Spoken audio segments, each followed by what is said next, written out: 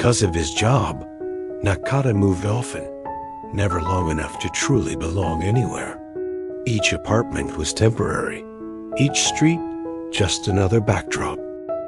He learned how to live efficiently, but not deeply.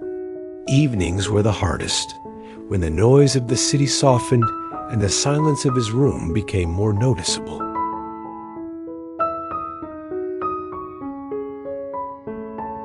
On one ordinary day, guided more by hunger than intention, he stopped at a small roadside fast food restaurant near his apartment. It was modest, easy to overlook, the kind of place people pass without thinking twice. That is where he noticed Riho. She worked with calm focus, moving with care despite the simplicity of the food she prepared. Every order was handled as if it mattered, every gesture deliberate. Her smile was not exaggerated or performative. It was quiet and sincere.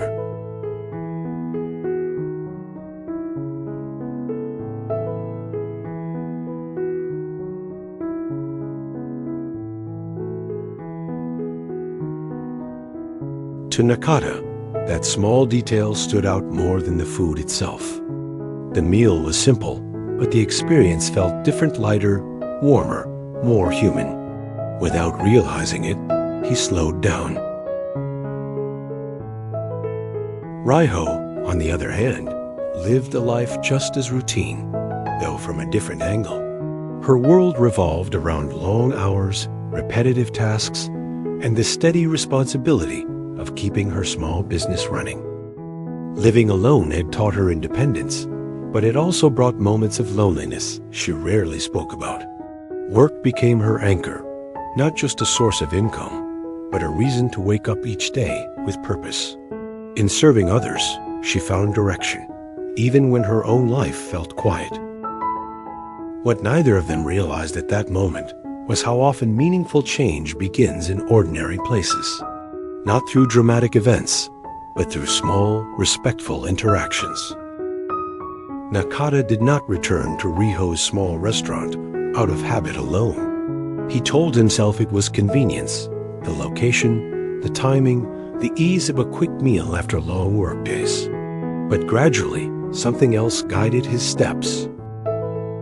Each visit carried a sense of familiarity that softened the edges of his otherwise structured routine. The simple dishes she prepared reminded him of meals eaten without rush, moments when food was more than fuel, it was comfort.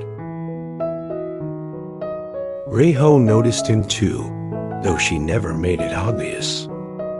Without exchanging much more than polite words, a rhythm formed between them, subtle, steady, and unspoken. One late afternoon, coincidence stepped in. Nakata returned to his apartment, tired but unhurried, when he saw Riho in the hallway, keys in hand, clearly just arriving home as well. For a moment, both paused, surprised. The setting felt different from the restaurant. No counter between them, no roles to play. Just two neighbors sharing the same space for the first time.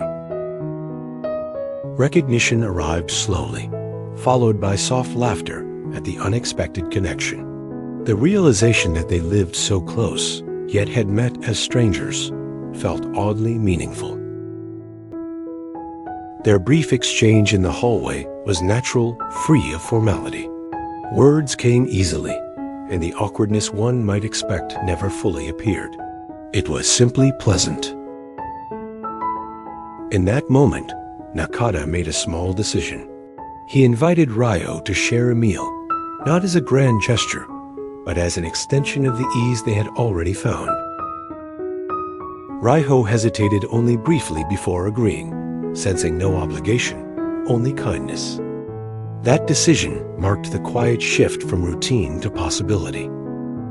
Neither of them framed it as something important, yet both felt the difference. It was not about romance or expectation. It was about acknowledging another person beyond their roles, about choosing connection over isolation, even in the smallest way.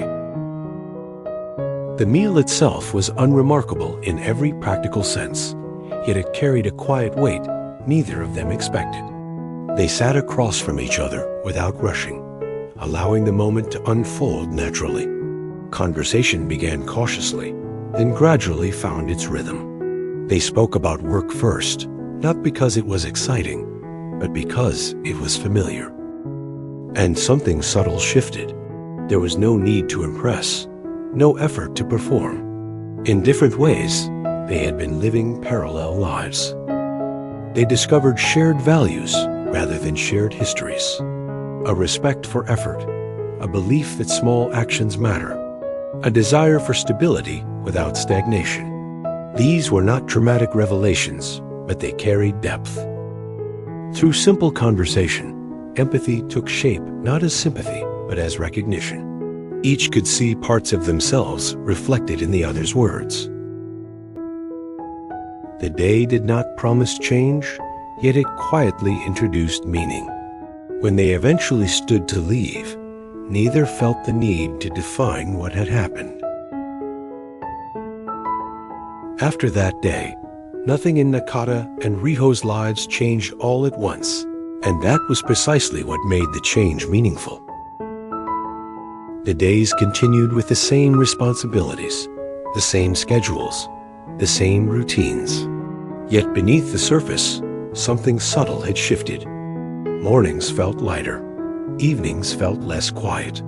The presence of another person, even without constant interaction, brought a sense of balance neither had realized they were missing.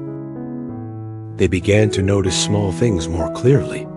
Nakata found himself more attentive during his workday, less consumed by the pressure to move on to the next task or the next location. Riho approached her work with renewed calm, no longer feeling as though her efforts disappeared unnoticed.